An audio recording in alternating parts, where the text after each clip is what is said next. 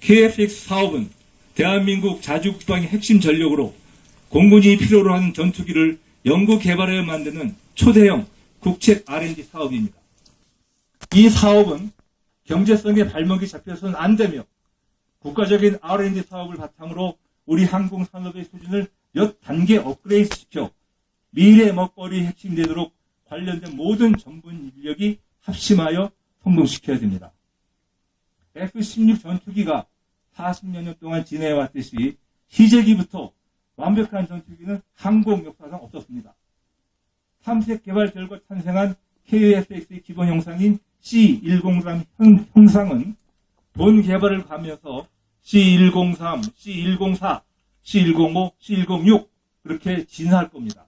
따라서 우리가 시제기 출고 후에 개량 사업을 통해서 공대공을 추가해서 블락 1이 완성이 됩니다. 이어 공대지를 추가해서 블락 2를 선보일 것이며 결국 마지막에는요, 우리의 목표는 선진국들의 주력 전투기에 필적하는 성능을 가진 블락 3를 선보이게 될 것입니다.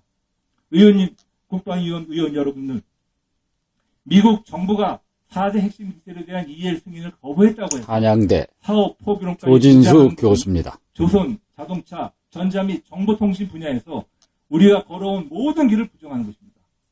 전면 재검토 운운하는 것도 지난 13년 동안 KF 사업의 성공을 위해 쏟아부은 시간과 열정을 모두 무용지물로 되돌리면 물론 앞으로 들어갈 예산과 기간만 더 늘어나는 결과가 될 것입니다.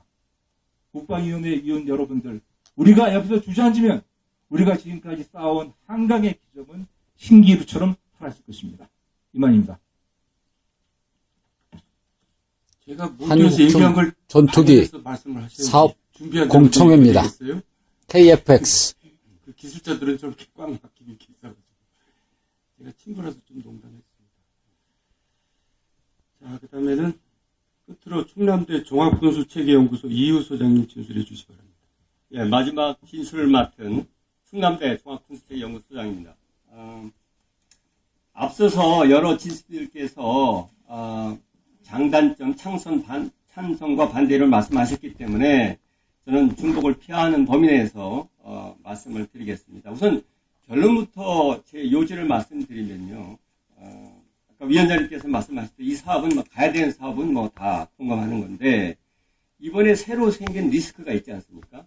그 리스크의 본질을 정확히 이해를 하고 거기에 대한 대책을 세워서 가야 된다는 것. 그런 요지로 말씀을 드리겠습니다. 우선 사업 리스크의 가장 큰 것은 결국 일정 지연이라고 저는 봅니다. 왜냐하면 이번에 기술 이전된 내용이 대부분 무장시험과 관련돼 있어요. 근데 이 무장시험은 TOC 때 해보니까 조건이 상당히 까다롭습니다. 우선 날씨가 대단히 좋아야 돼요. 보통 굉장히 좋아야 돼요. 그 다음에 사격할 수 있는, 시험할 수 있는 장소 찾기가 참 우리나라는 어렵습니다.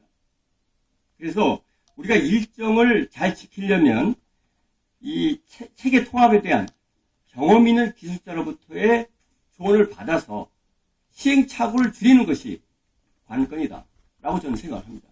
그래서 이번에 이것이 무산됐는데 이에 대한 대책은 어떻게든 마련을 해서 가자 이런 생각이고요. 그 다음에 비용 측면에서의 리스크도 마찬가지입니다. 항공기 개발에서 인건비 비중이 70%예요. 그러면 일정이 지연돼서 생기는 비용 중에 제일 많습니다. 그래서 이런 부분이 가장 큰 리스크가 되겠는데 이런 관점에서 제가 최근에 정부에서 내놓은 대책들을 보면은요, 그 보완이나 개선이 필요하다고 저는 생각합니다. 우선 첫째, 국산 레이더 개발을 가속해서 해결하겠다 하는 그 내용이 있었는데 사실은 정확한 답이 아니라고 봅니다. 왜냐하면 우리가 기술 이전이 거부된 부분은 레이더 개발 자체가 아니고 통합기술입니다. 이 분야가 많이 달라요. 그리고 설계할 때는 원칙이 이미 잘 검증된 부품을 가지고 개발에 착수해야 리스크가 없습니다.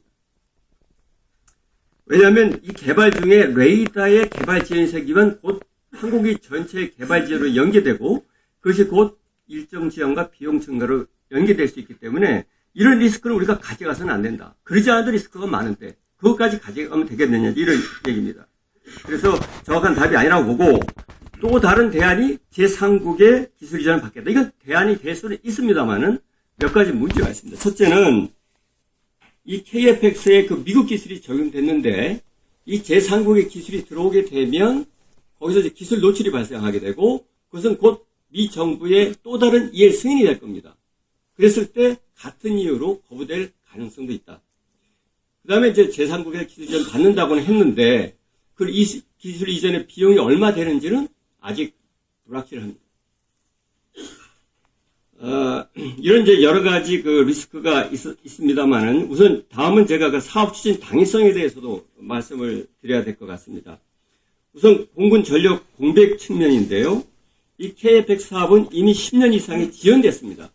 그 지연된 결과로서 이미 100대 이상의 전력 공백이 생겼고 진척이 되고 있습니다. 따라서 이 사업마저 또 지연이 된다면 이러한 그 전력 공백은 더 가속화될 것이고 그건 국가 안보에 치명적인 영향을 미칠 수가 있습니다.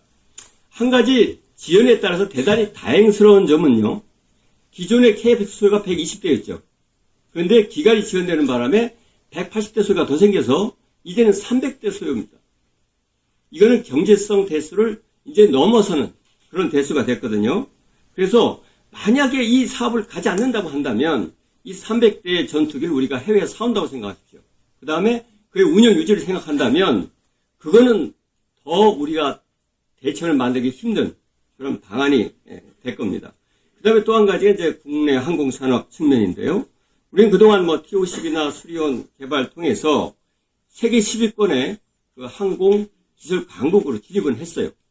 그리고 또 한 가지 중요한 것이 한 나라가 전투기를 개발하려면 기본적으로 3대 요건이 충족이 돼야 됩니다. 그 3대 요건이 뭐냐면 우선 자국의 경제성 있는 대수의 소요 대수가 있어야 됩니다. 두 번째는 그 나라의 경제 규모가 한 10위권은 돼야 된다고 봅니다. 또 한 가지는 그 중에서도 항공 기술 또한 10위권은 돼야 이 세 가지 조건이 맞춰져야 전투기 개발을 시도할 수가 있는데 우리나라는 그것이 충족되는 정말 드문 몇 개 안 되는 나라 중에 하나다. 그래서 이런 기회는 굉장히 살릴 필요가 있다.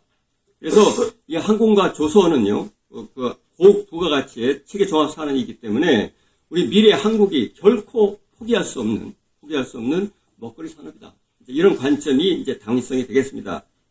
그래서 저는 이런 당위성 때문에 이번 사업 추진의 전제 조건으로 몇 가지 리스크 감소 대책을 말씀드리고 저의 진술을 마치고자 합니다. 우선 첫째는 이번 사업은요, 기술 자립 중요합니다. 그런데 그거보다는 현재 공군의 전력 공백 사태가 워낙 심각하기 때문에 그거보다는 조기 전력화에 방점을 두고 사업을 진행해야 된다. 그럴 필요성이 있다고 생각합니다. 그래서 기술 자립은 순차적으로 하자. 그래서 1단계는요, 일단 해외 레이더를 기준으로 해서 개발에 착수하고, 그 다음에 2단계로서 국내 레이더가 개발이 성공이 되면, 그걸 우리가 자체로 통합하는 과정을 거쳐서 기술 자립을 하자. 이런 제안을 하고 싶습니다. 사실 이 방안은, 이런 수사적인 기술 자립 방안은 제가 이 사업을 실제로 수행하고 책임질 사람들은 개발 현장에 있는 엔지니어들입니다. 그 사람들의, 중지가 바로 이런 방안이라고 제가 확인을 했습니다. 그 다음에, 이 사업이 이제 리스크를 갖고 출범해야 되기 때문에 그 리스크 관리를 잘 해야 된다. 그래서 저는 가칭 리스크 관리 위원회를 가동해야 된다.